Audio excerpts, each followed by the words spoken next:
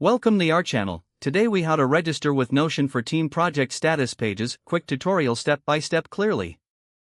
To begin, open your web browser and navigate to Notion's website. In the upper right corner, click on the Sign Up button. If you already have an account, select Login instead. For new users, you'll be prompted to enter your email address. After entering your email, click on Continue. Check your email for a verification code and enter it in the provided field.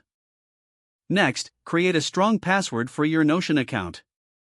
Once your password is set, click Create Account. Now, you'll be prompted to select a workspace type. Choose Team to create a space for collaborative projects. After that, fill in the requested information about your team. This includes your team name and the purpose of your workspace. Click on Create Workspace to finalize the setup. Now, you can invite team members to join your workspace. Enter their email addresses and click Invite. Once your team members have accepted the invites, you can start creating your project status page.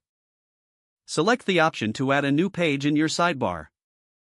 Choose a template or start with a blank page. For a status page, consider using the table or board database features. Begin by naming your project status page. Add relevant properties such as task status, assign team members, and deadlines. Populate your status page with current project tasks and updates. You can customize the page layout as needed for clarity. Finally, share your project status page with team members for collaboration.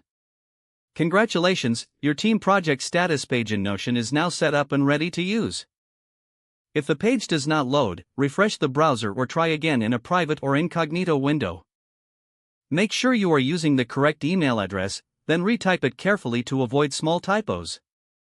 If your password is not accepted, use the reset option and create a new strong password you can remember.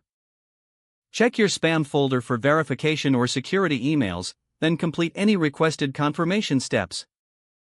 Enable two-factor authentication if available to improve account security and reduce unauthorized access risk. After signing in, review your profile details so your contact information and settings are accurate and current. Don't forget to like this video and subscribe to our channel for more step-by-step tech guides.